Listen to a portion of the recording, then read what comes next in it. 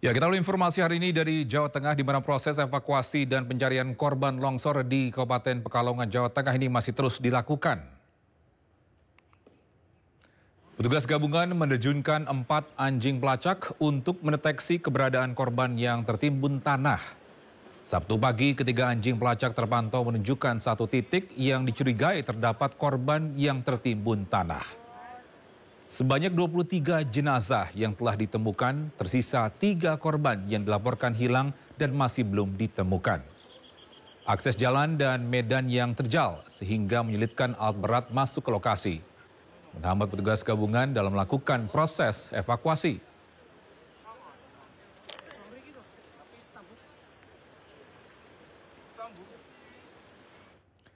Pemirsa, tim SAR gabungan kembali melanjutkan pencarian jenazah yang masih terjebak di bawah timbunan tanah longsor Kabupaten Pekalongan. Dan seperti apa proses pencarian hari ini, sudah ada rekan Hamzah Hasibuan. Ini melaporkan langsung dari Pekalongan, Jawa Tengah. Selamat siang Hamzah, silakan dengan informasinya.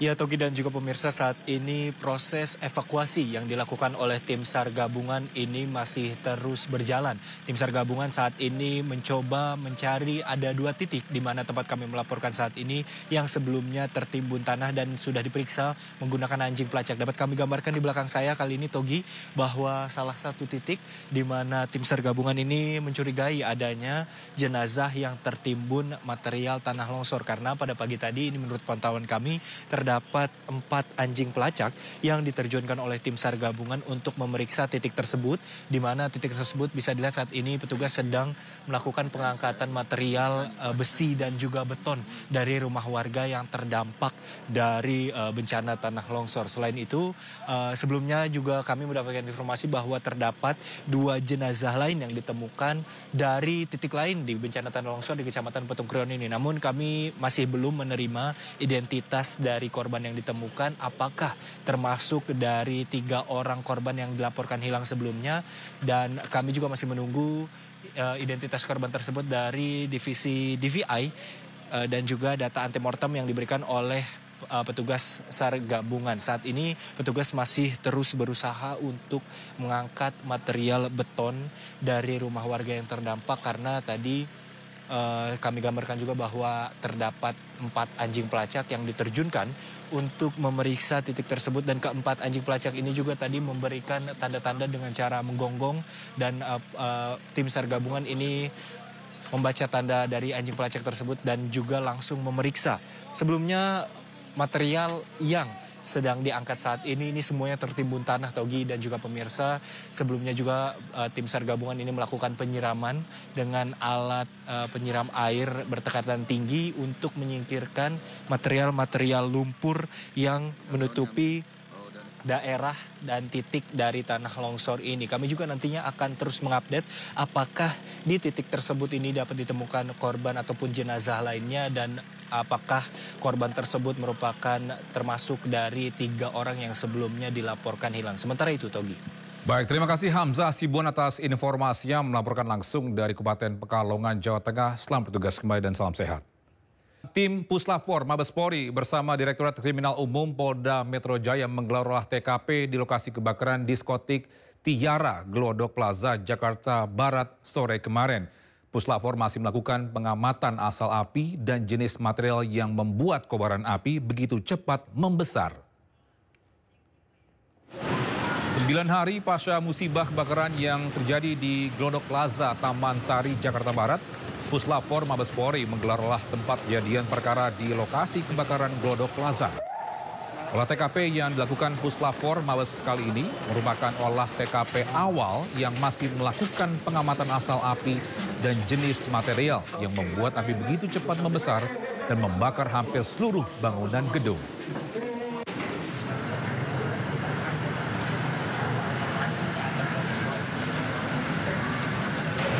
Selamat sore rekan-rekan sekalian. Sore ini kami dari Puslapfor Bareskrim Polri didampingi oleh Direskrim Polda Metro Jaya. Saya sampaikan pada hari ini kita baru bisa melakukan olah TKP awal. Karena hari-hari sebelumnya itu kita masih fokus, tim masih fokus untuk pencarian korban ya. Nah, hari ini tim dari Puslapor sudah mulai melakukan pengamatan untuk melaksanakan olah TKP. Ya, tentunya dari kegiatan ini ada dua hal yang akan kita lihat. Sumber apinya dari mana, asalnya dari mana, kemudian material apa saja sih yang bisa menyebabkan kebakaran cukup hebat seperti itu. Sementara itu setelah 9 orang dinyatakan hilang, jenazah Osima Yukari pramugari yang jadi korban kebakaran Glodok Jakarta berhasil diidentifikasi.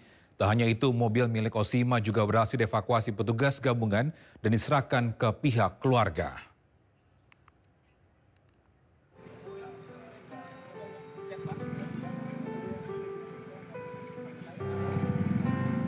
Tangis keluarga pecah melihat mobil Osima Yukari.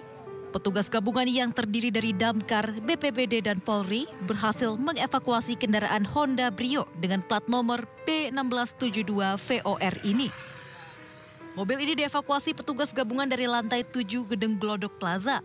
Dari kendaraan ini, petugas menemukan karcis tiket masuk Glodok Plaza pada hari Rabu 15 Januari 2025 pukul 18:43 waktu Indonesia Barat. Dia yang menaruh apapun barang di sini, Mbak. Jadi dari KTP, dompet, dan sebagainya biasanya di sini. Karena dia kalau pergi nggak suka pakai kayak dompet, itu nggak pernah. Jadi hanya bawa HP. Osima Yukari merupakan salah satu korban tewas pada tragedi kebakaran Glodok Plaza. Saat kejadian, ia bersama rekan sesama pramugari sedang merayakan ulang tahun salah satu temannya di diskotik Tiara Glodok Plaza. Setelah melalui proses panjang, jenazah Osima akhirnya berhasil diidentifikasi 24 Januari 2025, tepatnya 9 hari setelah kejadian. Bapak-bapak yang menggali kubur saya sudah siapkan, carikan tempat yang terbaik bagi anak saya. Saya tadi putusan anak-anak itu pesan apa itu patokan tuh kan? Oh iya. Ya, itu sudah pesan. Iya, batu nisan termasuk tulisannya lahir 13 Maret 1995, sekarang wafat 15 Januari 2025.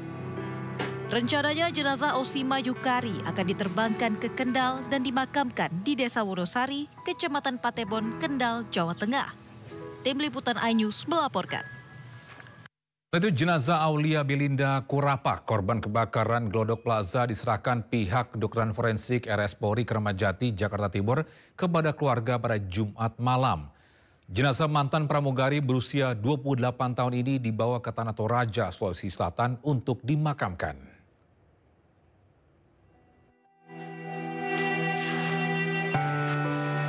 Suasana duka sangat terasa saat kerabat saling menguatkan setelah identitas Aulia Belinda diungkap tim kedokteran forensik Polri. Sejumlah kerabat menghadiri penyerahan jenazah Aulia Belinda Kurapak, salah seorang korban kebakaran Glodok Plaza, Taman Sari, Jakarta Barat, di Rumah Sakit Polri Kramat Jati, Jakarta Timur, Jumat malam. Identitas pramugari sebuah maskapai swasta ini diungkap berdasarkan pemeriksaan DNA dan medis.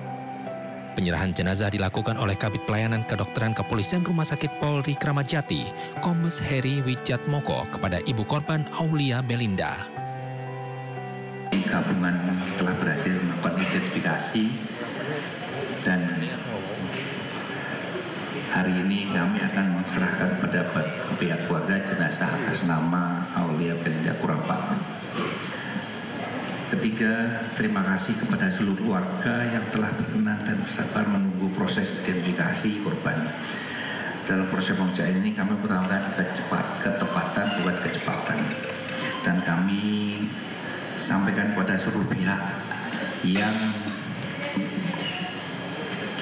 telah membantu proses identifikasi yang tidak dapat kami sebutkan satu persatu. Setelah diserahkan kepada pihak keluarga, jenazah Aulia dibawa ke Bandara Soekarno-Hatta untuk diterbangkan ke Makassar, Sulawesi Selatan. Korban yang berusia 28 tahun ini dimakamkan di kampung halamannya di Sangala Selatan, Tanah Toraja, Sulawesi Selatan. Dari Jakarta, Helmi Sajangpati, iNews melaporkan. Ya, sementara itu Rumah Sakit Polri Kramat Jati telah mengidentifikasi 3 jenazah korban kebakaran Glodok Plaza, Jakarta Barat dengan proses pencocokan DNA. Hubungan sementara telah berhasil mengidentifikasi 3 korban dari 14 korban yang telah dilaporkan hilang oleh keluarganya. Dan yang lain masih dalam proses pemeriksaan. Kami memohon maaf apabila dalam pemeriksaan ini memerlukan waktu yang cukup lama karena kondisi jenazah yang terbakar hebat dan atas segala hal yang kurang berkenan dalam pelaksanaan kegiatan ini.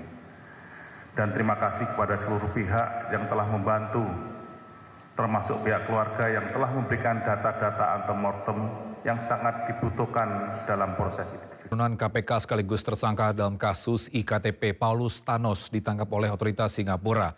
Menteri Hukum Republik Indonesia Suratman Andi Adgas menyebut proses pemulangan buronan KPK sedang diproses. Dalam acara penandatanganan nota kesepahaman dan perjanjian kerjasama antara Kementerian Hukum dan Kementerian Lembaga Negara, Menteri Hukum mengungkap sudah ada permintaan dari Kejaksaan Agung RI terkait permohonan pemulangan Paulus Thanos dari Singapura dan permohonan tersebut saat ini telah diproses Direktorat OPHI di Dirjen AHU. Saat ini masih ada sejumlah dokumen yang dibutuhkan dari Kejaksaan Agung dan Mabes Polri, khususnya Interpol. Terkait kapan Paulus Thanos dapat dipulangkan, Menteri Hukum RI menyebut hal itu tergantung berapa lama proses pengajuan disetujui oleh pihak pengadilan di Singapura. Tersangka kasus korupsi IKTP Paulus Thanos yang ditangkap di Singapura jadi buronan KPK sejak ditetapkan sebagai tersangka pada 13 Agustus 2019.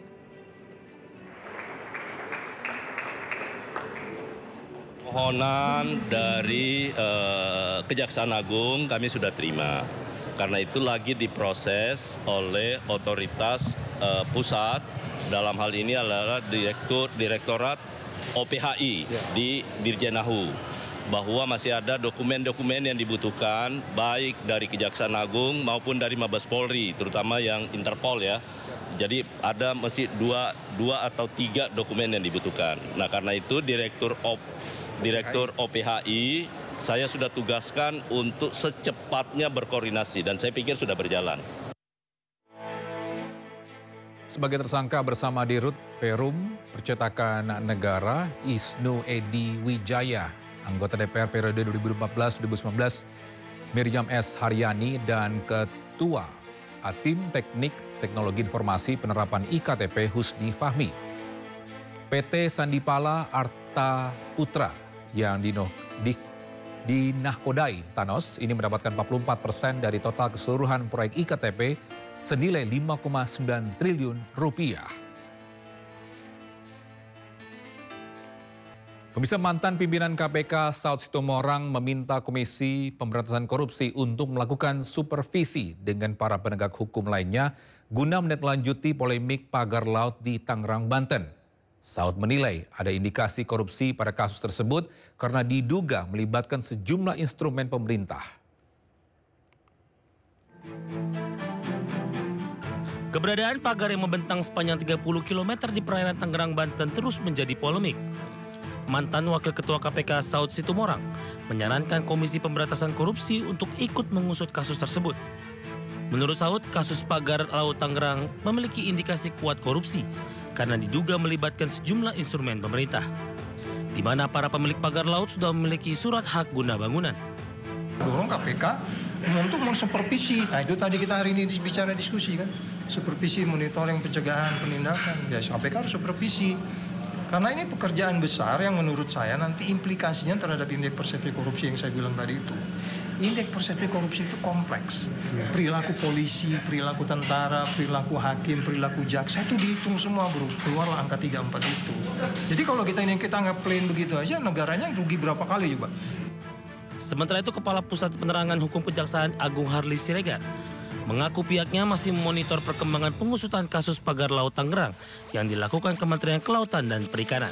Nantinya jika ada unsur tindak pidana korupsi, pihaknya akan ikut melakukan penyelidikan permasalahan tersebut. Sedangkan kami tentu terus melakukan kajian, mendalami apakah memang dalam masalah ini ada katakanlah peristiwa pidana ya yang terindikasi dalam kategori tindak pidana korupsi, karena memang itu wilayah kami dan itu yang menjadi kewenangan kami. Dan tentu ya kami akan secara proaktif juga melakukan pendalaman itu untuk melihat sebenarnya apakah ada dugaan-dugaan seperti yang disampaikan oleh banyak pihak termasuk masyarakat. Sebelumnya, Kementerian Agraria dan Tata Ruang membatalkan 263 sertifikat hak guna bangunan dan sertifikat hak milik atas pagar laut di Tangerang, Banten karena cacat prosedur dan cacat material.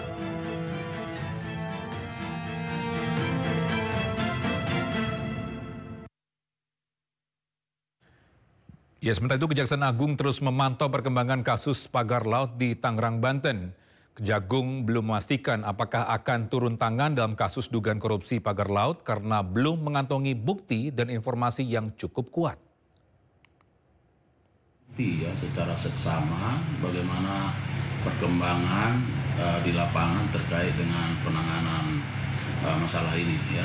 Tentu kita mendahulukan lembaga-lembaga yang menjadi link sektor atau yang berkompeten terkait dengan administrasi dan seterusnya.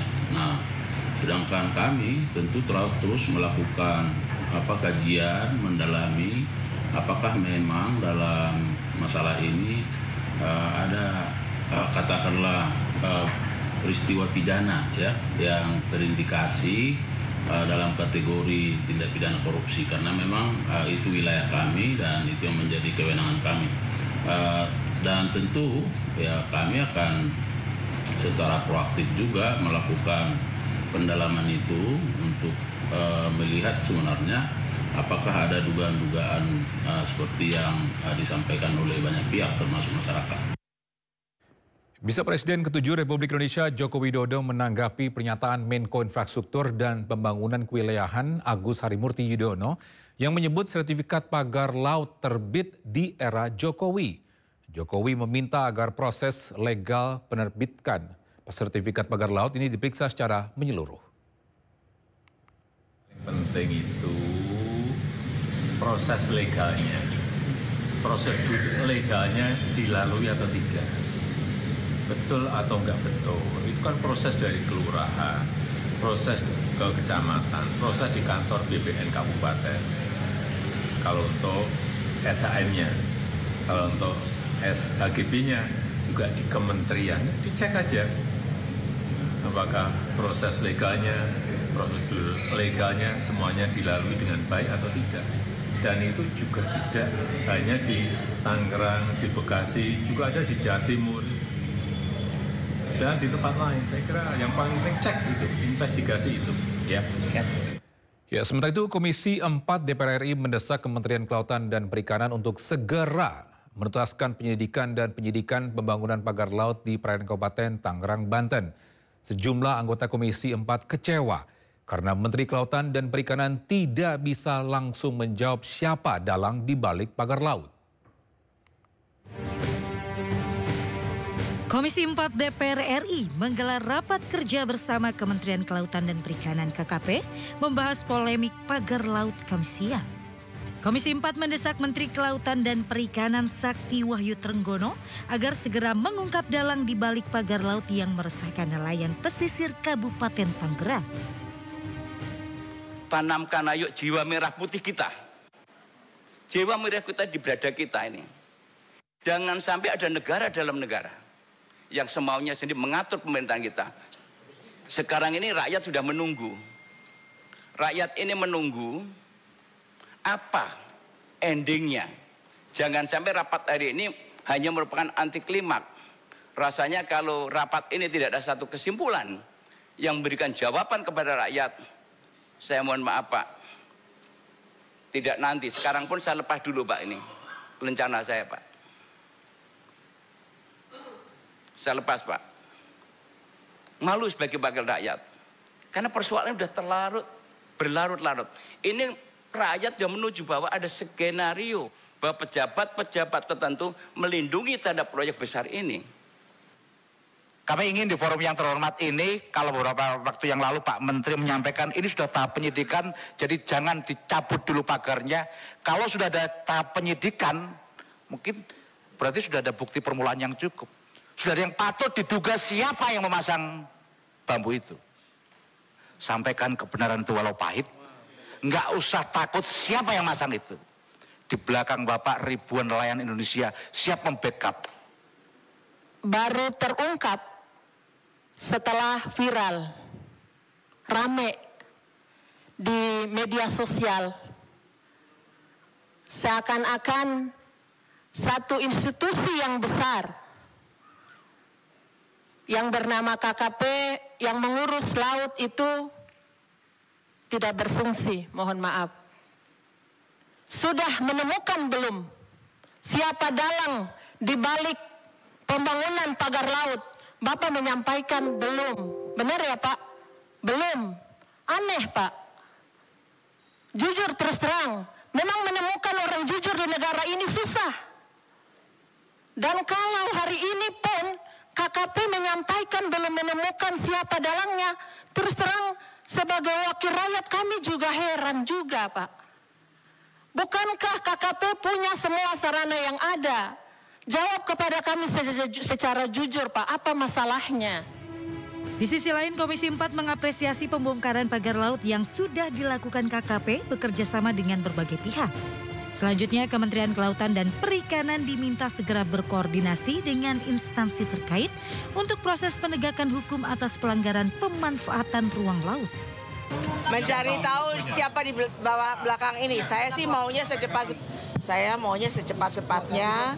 Tadi saya minta juga secepat-cepatnya, tapi dari kementerian karena ini terkait dengan kementerian-kementerian atau lembaga-lembaga lain. Jadi kita beri waktulah Pak Menteri, mudah-mudahan secepat-cepatnya bisa untuk kepentingan rakyat juga gitu. Jadi saya rasa nggak perlu tanpa harus dikasih tahu, kita juga menekankan supaya kementerian tidak perlu takut dengan oligarki. Menteri KKP Sakti Wahyu Trenggono mengatakan selain di perairan Kabupaten Tangerang, terdapat 196 kasus pelanggaran pemanfaatan ruang laut yang telah ditangani KKP. Kita sedang lakukan investigasi juga ke sana. Perlu diketahui sudah 196 kasus sebenarnya. Tapi kan selama ini tidak terekspos oleh media gitu.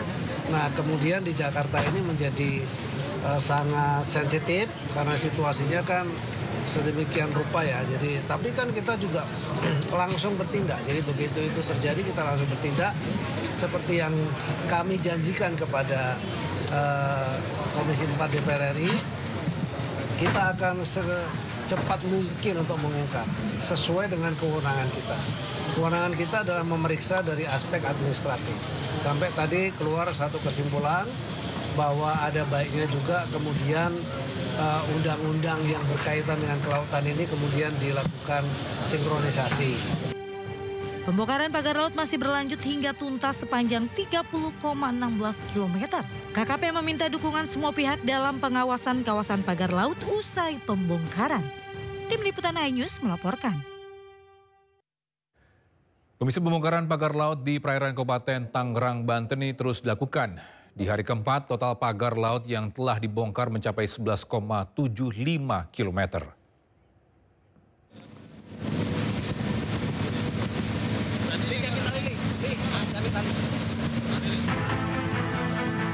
...750 personel gabungan Bakamla, Polair, KKP hingga nelayan dikerahkan di hari keempat pembongkaran pagar laut di perairan Kabupaten Tangerang, Banten. Pembongkaran terbagi di 3 titik lokasi, yaitu perairan Tanjung Pasir, Kronjo, dan Mauk. Sejauh ini, total 11,75 km pagar laut berhasil dibongkar. Setiap harinya ditargetkan 5 km bambu dibongkar. Kalau target seperti biasa 5 kilo, tapi saya tidak mau berhitung dengan angka dulu Mbak. Sekarang ini target saya gimana caranya secepatnya kita tarik. Target tetap antara 5 sampai 7. Nah, tapi berdasarkan pengalaman, begitu masuk di jam-jam 2 ke sana, itu udah berawan, kemudian ini udah surut, gelombangnya tinggi. Ini tidak memungkinkan ataupun tidak efektif kalau kita melaksanakan penarikan. Mengingat kedangkalan kapal-kapal seperti ini sudah tidak bisa mendekat lagi. Pembongkaran diperkirakan selesai dalam 9 hari ke depan, menyesuaikan dengan kondisi cuaca dan ombak. Percepatan pembongkaran pagar laut diharapkan dapat mengembalikan mata pencarian para nelayan yang sempat terhambat. Dari Tangerang, Banten, Tilami Aulia, Jamie Yasin, iNews melaporkan. Dan bisa untuk memantau perkembangan terkini terkait pembongkaran pagar laut ilegal di Kabupaten Tangerang, Banten, sudah ada rekan kami Naura Syafikah di sana. Selamat siang Naura, sudah berapa jauh proses pembongkaran pagar laut ilegal ini? Silakan dengan informasinya. Ya, Togi, untuk pembongkaran pagar laut di Kabupaten Tangerang, Banten ini memang sudah memasuki di hari kelima. Dan tidak hanya berfokus dengan pembongkaran pagar laut yang dilakukan oleh tim personel gabungan dari TNI Angkatan Laut, kemudian Bakamla, KKP, tapi juga yang bisa kita perhatikan juga di sini adalah salah satunya adalah pagar bambu, di mana pagar bambu ini memang menjadi salah satu objek utama yang tidak hanya menjadi pengganggu atau jadi masalah utamanya, tapi ini juga menjadi salah satu barang bukti bagaimana nantinya akan bisa diinvestigasi lebih lanjut untuk pagar bambu ini. Dan ternyata tidak hanya sebagai barang bukti, pagar bambu di kawasan Tanjung Pasir ini juga bermanfaat untuk nelayan yang ada di dermaga Tanjung Pasir ini, di mana memang untuk pagar bambu yang dikumpulkan ini dapat dimanfaatkan salah satunya menjadi gubuk ataupun menjadi tambak dari kerang hijau. Dan untuk total dari pagar bambu yang sudah terkumpul di sini di dermaga Tanjung Pasir ini berkisar di angka 2.000. Dan kita akan coba tanya lebih lanjut lagi bagaimana untuk pagar bambu ini dimanfaatkan dan sudah seberapa banyak yang dikumpulkan, salah satunya dari nelayan yang ada di Tanjung Pasir, yaitu Bapak Munawar. Selamat siang Bapak. Selamat siang Mbak. Ya. Oke, Pak Munawar, boleh diceritakan ini sudah berapa hari mengumpulkan pagar bambu, dan kalau Pak Munawar sendiri sudah mengumpulkan seberapa banyak? Kalau saya mengumpulkan udah hampir dapat 200 batang bambu. Iya. Itu 200 batang bambu itu dalam berapa hari Pak Munawar? 3 hari. Iya 3 hari. Habis itu kalau saya nggak ambilin kan sayang ya nama lautan kita agak tercemar. Tapi dari hati utama saya semangat ada dukungan dari TNI Angkatan Laut. Maju terus, pantang mundur. Oke, Pak Munawar, ini untuk pagar bambu yang di sini nantinya mau digunakan untuk apa sih Pak? Ya kepengennya mah kalau saya ada rezeki lebihan mau bikin gubuk-gubuk di pinggir pantai lah. Siapa tahu dari kecil awalnya kita bisa jadi pengusaha kecil juga lah. Buat menyandar. Selain membuat gubuk, ada lagi nggak Pak kira-kira mungkin nanti di kedepannya akan dijadikan seperti apa? Kayaknya itu masih 50-50, tapi keinginan di hati mah ya itu yang tadi saya bilang untuk buat bikin gubuk di pinggir pantai. Udah itu aja. Pak Munawar, ini kan juga sejauh ini kan untuk pagar laut ini sudah hampir setengahnya lah ya untuk dibongkar dari TNI AL. Untuk manfaat yang saat ini dirasakan Pak Munawar dan juga mungkin nelayan sekitar, manfaat yang dirasakan apakah mungkin pendapatan jadi bertambah atau ada yang lain? Yang jelas kalau masalah pendapatan, ya jujur, alhamdulillah, terutama nih udah agak sedikit nyaman buat nelayan. Saya sendiri pun merasakan udah yang tadinya 5 liter, karena kembali 2 liter. Wey. Oke. Boleh diceritakan Pak Munawar rasa nyamannya itu seperti apa? Apakah selama berlayar dengan adanya pagar ini dapat menjadi merusak kapal atau mungkin bagaimana? Ya ke satu yang saya agak tenang di hati, yang tadinya saya baling-baling patah, sekarang nih udah nggak kepikiran karena udah sedikit agak luas lah. Iya. Siap, oke Pak Munawar, mungkin ada yang ingin disampaikan untuk TNI atau mungkin untuk pemerintah gitu terkait pembongkaran pagar laut di Tangerang ini? Ada.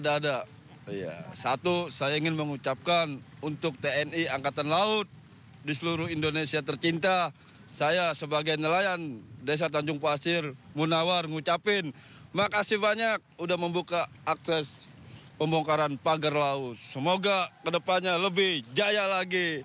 Untuk pengusaha kalau bisa diprediksi dulu, lihat orang kecil. Jangan mentang-mentang sewenangnya dewe. Berbagi indah.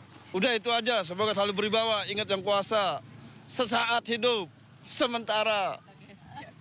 Siap Pak Munawar, terima kasih banyak atas waktunya yang sudah diberikan ya. Dan memang ini dengan adanya Merdeka, dengan adanya pembongkaran pagar laut di Kabupaten Tangerang, Banten ini memang memberikan manfaat yang luar biasa bagi nelayan yang ada di sekitar, dan mereka berharap untuk pemerintah terus melanjutkan sampai akhir, sampai titik darah penghabisan untuk pembongkaran pagar laut yang ada di Kabupaten Tangerang, Banten. Togi kembali ke studio.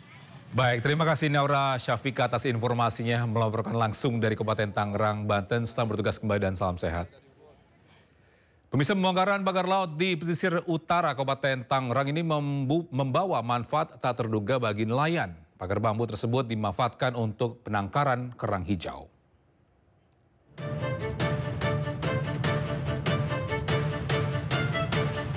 Ribuan bambu hasil pembongkaran pagar laut di pesisir pantai utara Kabupaten Tangerang bakal dijadikan barang bukti. Namun para nelayan juga dipersilakan manfaatkan bambu untuk penangkaran kerang hijau. Pemanfaatan pagar bambu ini bisa dilakukan setelah rangkaian tahapan penyelidikan barang bukti selesai dilakukan. Sebelumnya, Kementerian Kelautan dan Perikanan sudah membawa sebagian bambu sebagai barang bukti dalam penyelidikan kasus pagar laut ilegal. Ada beberapa nelayan yang memang sudah meminta ya untuk dimanfaatkan untuk kerang hijau. Jadi tidak ada yang terbuang mungkin. Jadi kalau bisa dimanfaatkan untuk masyarakat, kami serahkan kepada masyarakat untuk menggunakannya. Demikian. Pembongkaran pagar laut dilakukan serempak melibatkan ribuan nelayan dari utara Tangerang.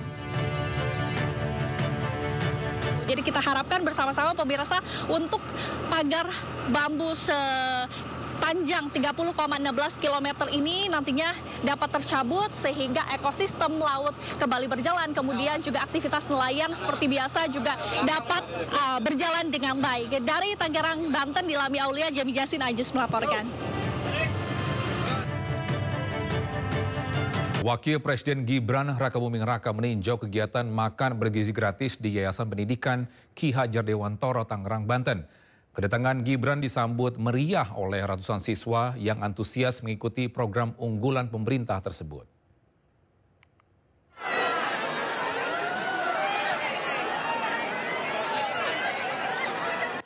Gibran disambut antusias guru dan siswa di Yayasan Pendidikan Ki Hajar Dewantoro, Tangerang, Banten. Kunjungan Gibran dalam rangka meninjau kegiatan makan bergizi gratis. Ia mendatangi setiap kelas dan bercengkrama dengan para siswa. Para siswa pun terlihat senang menyantap hidangan yang disediakan. Kepala Sekolah SMK Ki Hajar Dewantoro menyambut baik program makan bergizi gratis. Menurutnya, program ini sudah berjalan baik di Yayasan Pendidikan Ki Hajar Dewantoro. Selama ini, sejauh ini, 3 minggu ini juga kegiatan MBG ini berjalan dengan lancar. Jadi semua siswa alhamdulillah bisa merasakan langsung manfaat yang memang direncanakan oleh Bapak Presiden. Jadi anak-anak semua menerima langsung manfaatnya. Ketika kami tanya juga ke kelas gitu, mereka sangat senang dengan adanya program ini karena memang ya tujuan kita kan mencerdaskan kehidupan bangsa. Dalam kegiatannya kali ini, Gibran membagikan 1.500 paket makanan bergizi gratis yang diterima oleh seluruh siswa SMP, SMA, dan juga SMK. Dari Tangerang, Banten, Rizky Solehudin, iNews melaporkan. Pemirsa, pasangan calon Bupati dan Wakil Bupati Tapanuli Utara, Jonius Taripar Parasaoran, Huta Barat, Denny Lumbantoruan optimis akan memenangkan sidang sengketa Pilkada Tapanuli Utara 2024 yang digelar di Mahkamah Konstitusi Jakarta. Pasangan ini optimis mampu membantah seluruh dalil yang dilayangkan pihak lawan dengan sejumlah barang bukti yang telah diserahkan.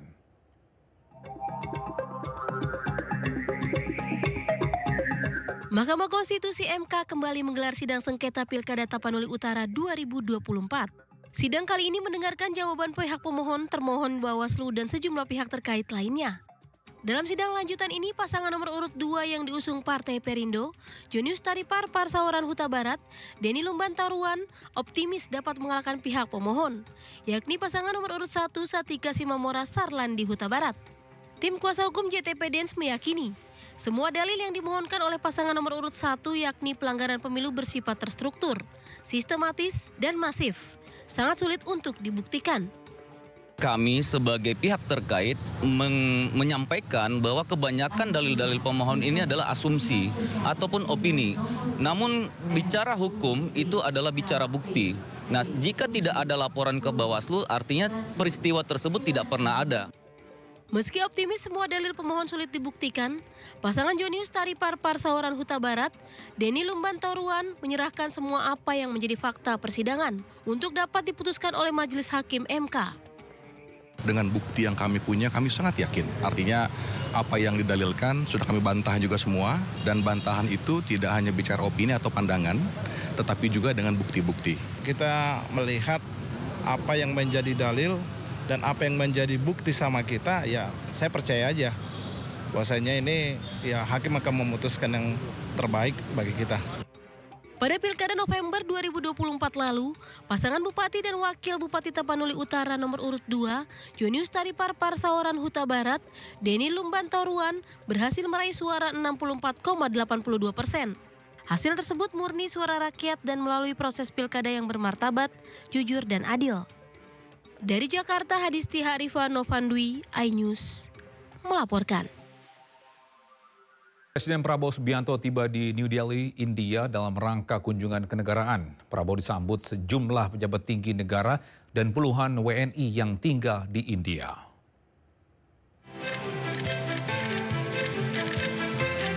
Presiden RI Prabowo Subianto tiba di Air Force Station Pala, New Delhi, India pada Kamis malam waktu setempat. Prabowo disambut langsung sejumlah pejabat tinggi, diantaranya State Minister of External Affairs Pabitra Margarita, Commanding Chief Palam Air Force Air Commodore Mehta, dan Dubes India untuk Indonesia Sandip Chakravorty.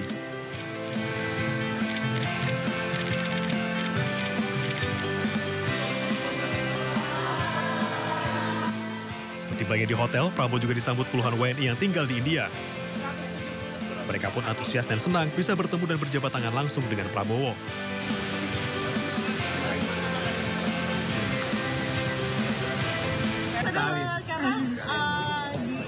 Kami selaku mahasiswi di sini itu sama saja seperti perwakilan dari Indonesia dan senang sekali berkesempatan untuk menyambut Bapak Presiden dengan sangat dekat seperti tadi. Ya, mungkin kita nggak nyangka lah bahwa Pak Prabowo bakal jabat tangan kita satu-satu, tapi ya kita semua bersyukur lah ya.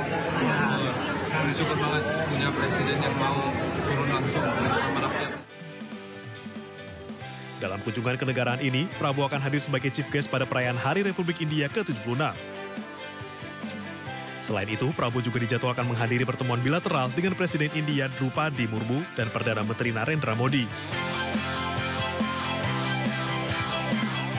Agenda tersebut akan membahas berbagai isu strategis, termasuk penguatan kerjasama kedua negara.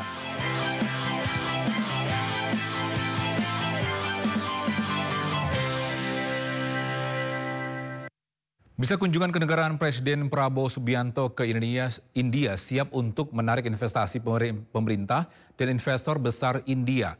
Pertemuan bilateral sektor perdagangan dan investasi akan menghasilkan sejumlah perjanjian dan MOU di berbagai sektor. Presiden Prabowo Subianto akan bertemu bilateral dengan Presiden India Drupadi Murmu dan Perdana Menteri India Narendra Modi, membahas kemitraan dan kerjasama strategis di sektor perdagangan, industri, dan investasi. Selain itu, Presiden Prabowo juga dijadwalkan akan bertemu dengan para tokoh industri dan pengusaha untuk menarik investasi di Indonesia. Sejumlah perjanjian pertukaran MOU meliputi berbagai bidang, di antara bidang perindustrian dan perdagangan, potensi maritim, pengembangan teknologi dan digital, serta kesehatan. Seperti diketahui, Indonesia dan India memiliki hubungan perdagangan yang sangat erat. India merupakan salah satu negara tujuan ekspor terbesar di Indonesia. Sementara itu, Indonesia juga merupakan salah satu negara tujuan investasi asing terbesar di India. Dalam catatan Kementerian Perdagangan, nilai perdagangan Indonesia dan India pada tahun 2023 tercatat mencapai 27 miliar dolar Amerika Serikat. Sementara nilai investasi India di Indonesia pada tahun 2023 sebesar 275,3 juta dolar Amerika Serikat. Sementara itu, dilihat dari rincian perdagangan Indonesia-India pada tahun 2023, tercatat ekspor Indonesia ke India sebesar 20,3 miliar dolar. Untuk impor Indonesia dari India tercatat sebesar 6,7 miliar dolar Amerika Serikat. Dan surplus perdagangan Indonesia-India sebesar 13,6 miliar dolar Amerika Serikat. Beberapa produk yang dapat dijadikan unggulan dalam kerjasama perdagangan Indonesia-India antara lain produk ekspor utama Indonesia ke India tahun 2023, coal palm oil, stainless steel, copper ores, dan articles of jewelry. Secara kumulatif, perdagangan Indonesia-India tahun 2023 mencapai 27 miliar dolar Amerika Serikat. Nilai perdagangan yang sangat potensial, sementara nilai investasi India di Indonesia tahun 2023 sebesar 275,3 juta, terdiri dari 1.457 proyek.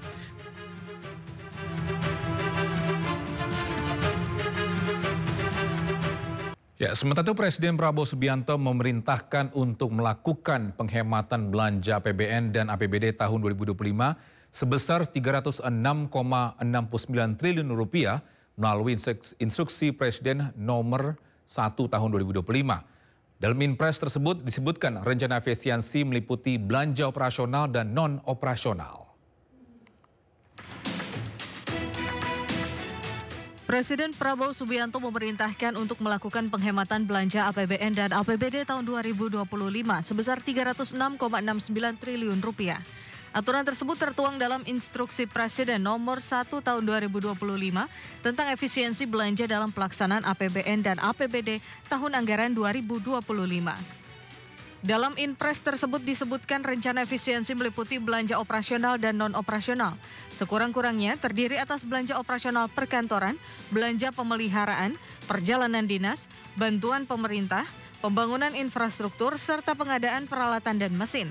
Namun demikian penghematan belanja ini dikecualikan untuk belanja pegawai dan belanja bantuan sosial.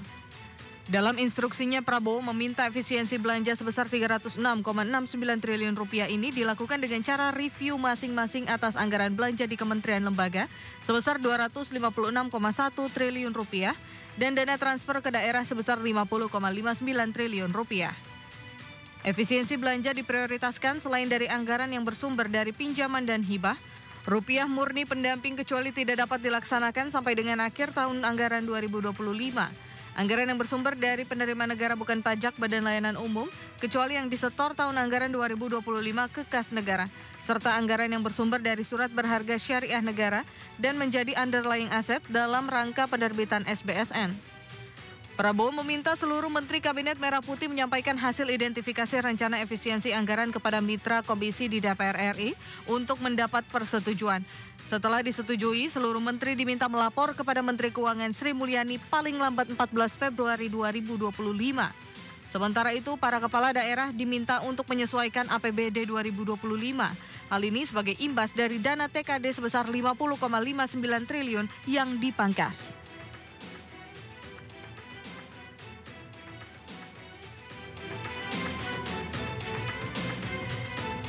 Menjelang perayaan Imlek, kawasan Petak 9 Glodok mulai meriah dengan aneka pernak-pernik. Pembeli pun tak hanya datang dari Jakarta, tapi juga dari luar kota dan luar negeri.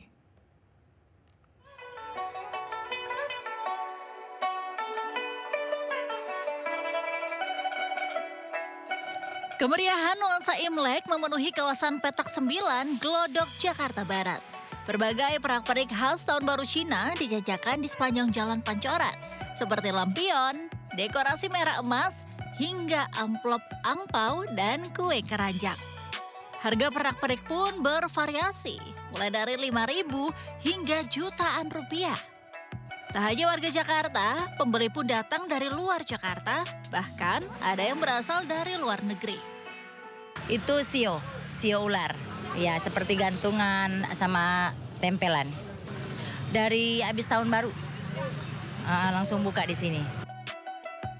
Kawasan pecinan tertua di ibu kota ini tentunya tidak hanya menawarkan kemeriahan suasana, namun juga memadukan aspek budaya dan sejarah. Pemirsa yang ingin datang ke kawasan Glodok Petak 9 untuk beli pernak-pernik perayaan Imlek, pastikan Anda kesini pada pagi hari. Karena kalau siang harinya memang sudah padat dan ramai oleh pembeli yang ada di sini. Dan juga sebagai informasi untuk kawasan Glodok Petak 9 ini buka dari pagi hingga malam hari. Dari Jakarta, Naura Syafika, Suryali Santoso, iNews melaporkan.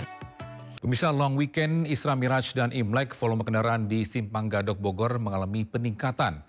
Sekitar 14.000 kendaraan melintas yang didominasi kendaraan plat B. Arus lalu lintas di Simpang Gadok, Kabupaten Bogor, Jawa Barat, Sabtu pagi terpantau padat. Kemacetan terjadi dari keluar pintu tol Ciawi 1 menuju Jalan Raya Puncak. Mayoritas kendaraan merupakan plat B yang ingin berwisata di puncak. Per hari ini sekitar 8.600 kendaraan naik ke arah puncak lewati Simpang Gadok. Sementara sekitar 6.000 kendaraan turun dari puncak menuju Simpang Gadok. Guna urai kemacetan, sistem one way dan ganjil genap diberlakukan secara situasional hingga hari Rabu 29 Januari 2025.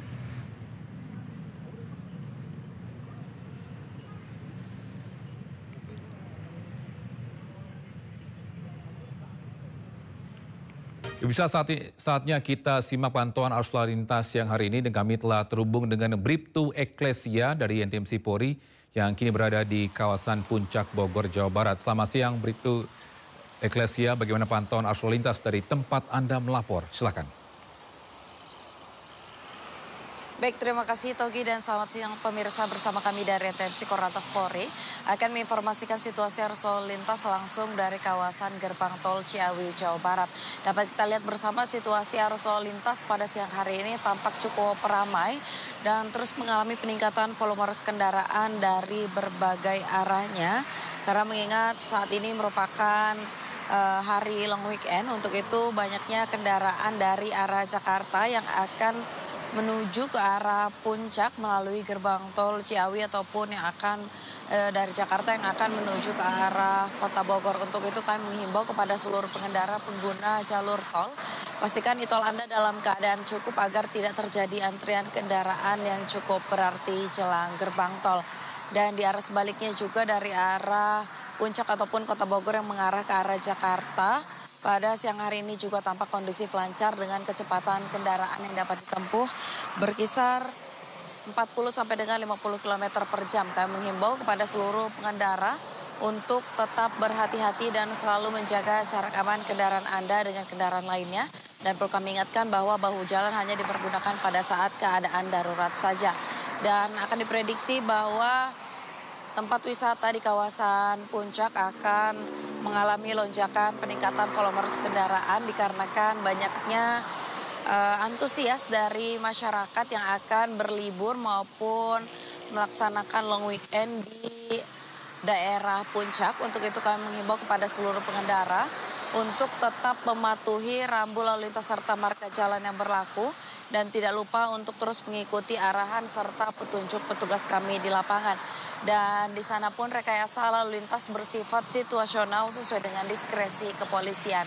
Kami informasikan kepada seluruh pengendara untuk tetap mematuhi rambu lalu lintas serta marka jalan yang berlaku demi terciptanya keamanan, keselamatan, kelancaran, dan ketertiban dalam berlalu lintas. Bagi Anda pemirsa yang ingin mendapatkan informasi situasi arus lalu lintas selengkapnya, dapat menghubungi call center kami di 15669 ataupun melalui SMS Center di 9119. Dan untuk informasi tentang NTMC Korlantas Polri, Anda dapat mengunjungi website kami di korlantas.polri.go.id. Demikian Bribtu Eklesia melaporkan. Selamat beraktivitas, hati-hati di jalan dan salam presisi. Kembali kepada Togi, silakan. Baik, terima kasih Bribtu Eklesia atas informasinya melaporkan langsung dari kawasan puncak. Selamat bertugas kembali dan salam presisi.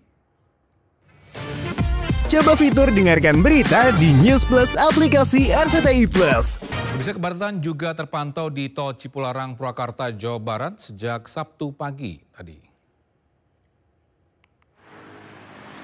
Ya, ribuan kendaraan dari arah Jakarta menuju Bandung, Jawa Barat terpantau padat di ruas Jalan Tol Cipularang di kilometer 82 Purwakarta, Jawa Barat. Momen libur panjang memperingati Isra Miraj serta perayaan Imlek dimanfaatkan warga Jabodetabek untuk berlibur ke sejumlah tempat wisata di Bandung dan Jawa Barat lainnya. Banyaknya truk tronton berjalan pelan juga membuat kendaraan di belakangnya ikut melambat. Diperkirakan padatnya arus lalu lintas dari arah Jakarta menuju Bandung ini akan terjadi hingga beberapa hari ke depan seiring libur panjang Imlek dan Isra Miraj.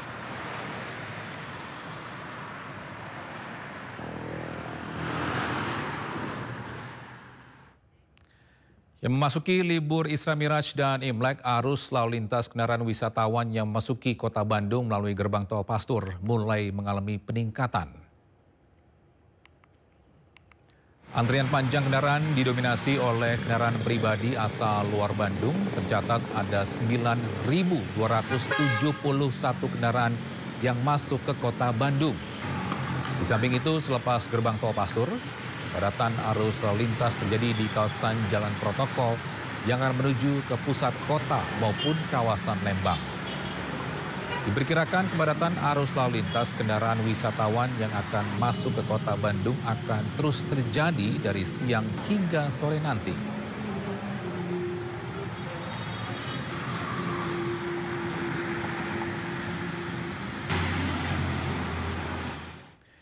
Ya, sementara itu libur panjang Isra Miraj dan Imlek kendaraan keluar tol Pejagan, Brebes, Jawa Tengah mengalami antrian panjang. Volume kendaraan dipadati kendaraan pribadi yang berwisata ke sejumlah daerah di Jawa Tengah dan Yogyakarta.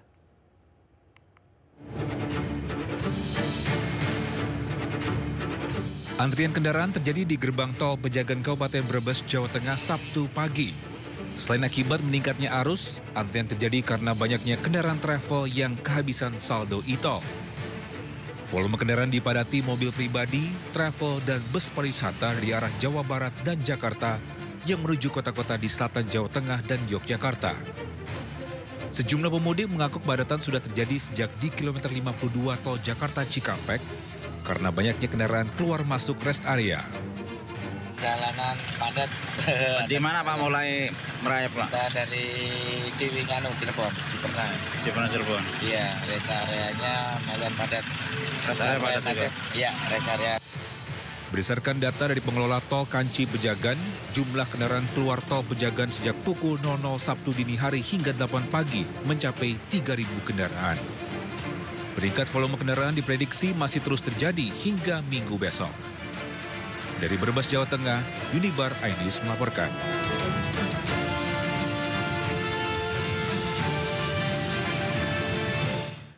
Pemirsa, ribuan penumpang juga padati stasiun kereta api Lempuyang, Yogyakarta di awal masa libur panjang Isra Miraj dan Tahun Baru Imlek. Ya, stasiun Lempuyangan, Yogyakarta telah dipadati ribuan penumpang yang akan berlibur atau pulang ke kampung halaman. Rata-rata tujuan calon penumpang yakni ke Semarang, Purwokerto, Surabaya, Jember, hingga Banyuwangi. Sementara itu, di masa libur panjang ini, PT KAI Daerah Operasi 6 mengoperasikan 22 kereta api jarak jauh reguler dan menjalankan 6 kereta api tambahan dengan total tiket yang disediakan sebanyak 126.000.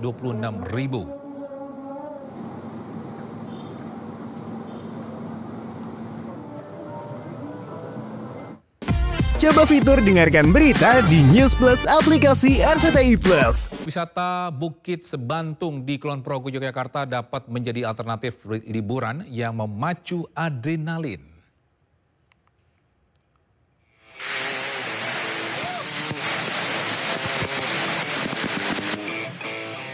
Wisata Bukit Sebantung yang berada di Kelurahan Jatimulyo, Kabupaten Kulon Progo, Yogyakarta ini mungkin bisa menjadi alternatif untuk mengisi hari libur Anda.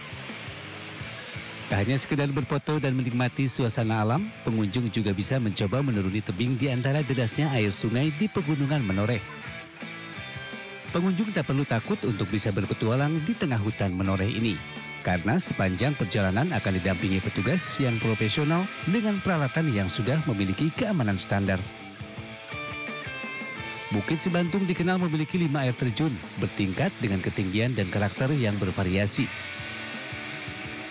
Selain menuruni tebing dengan peralatan mountaineering, pengunjung juga bisa merosot saat melintasi medan yang tidak terlalu curam.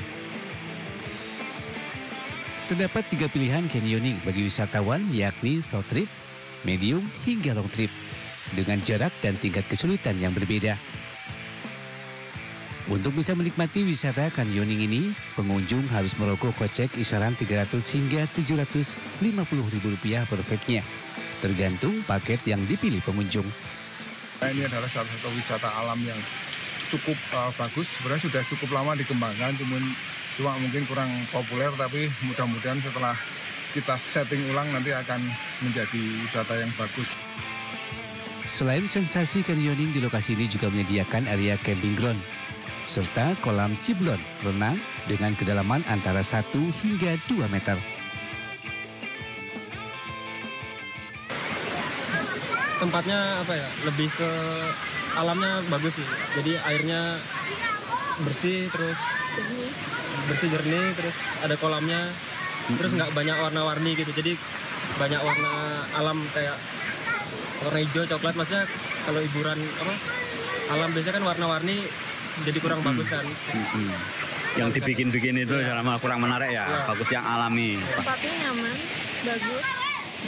Terus nggak kotor juga, nggak banyak sampah, nggak ada sampahnya, bersih. Kalau untuk curugnya sendiri seperti apa? Curugnya bagus. Nah, bagi Anda yang akan datang ke Bukit Sebating, jangan lupa membawa jas hujan dan juga pakaian ganti karena cuaca sering berubah. Hujan sebentar, kemudian panas. Dari Kabupaten Kulon Progo, Yogyakarta, Budi Utomo, iNews melaporkan.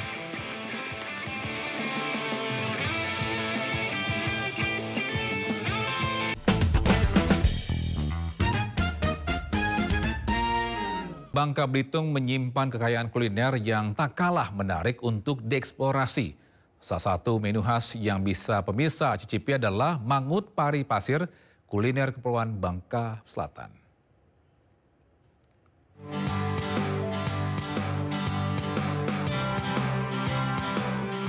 Di tengah pesona alam yang menakjubkan, Bangka Belitung menyimpan kekayaan kuliner yang tak kalah menarik untuk dieksplorasi.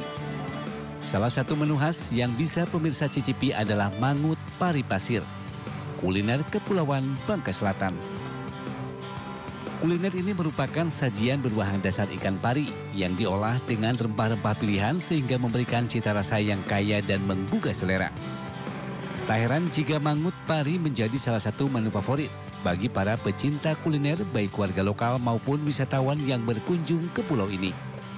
Proses pembuatannya pun unik, dilakukan secara tradisional menggunakan kayu api. Untuk menambahkan cita rasanya, peracik biasanya menambah ubi. Tak hanya nikmat dengan cita rasa asam pedas yang khas, mangut pari juga kaya manfaat karena ikan pari kaya protein dan omega 3. Nah, ini aku lagi cobain mangut pari. Ini khas rempah-rempahnya dapet. Terus juga pedesnya dapet, asamnya dapet. Pokoknya ini rekomendasi deh kalau kalian kesini. Jadi kalau kita gigit ini tuh tes rasa bawangnya, rasa kunyitnya dapat.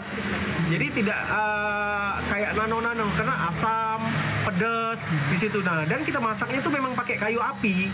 Nah, jadi lempahnya itu, mangut itu sangat-sangat wangi jadi. Tak hanya lezat untuk disantap, mangun pari juga menyimpan nilai budaya yang tinggi dan merupakan simbol dari kearifan lokal dan keberagaman kuliner yang dimiliki Pulau Bangka. Bagi Anda yang berkunjung ke Bangka, khususnya ke kota Pangkal Pinang, jangan lewatkan kesempatan untuk mencicipi mangut pari di kawasan Linggar Jati, Pangkal Pinang dengan harga Rp40.000 per porsinya. Dari Pangkal Pinang, Bangka Belitung, Haryanto, iNews melaporkan.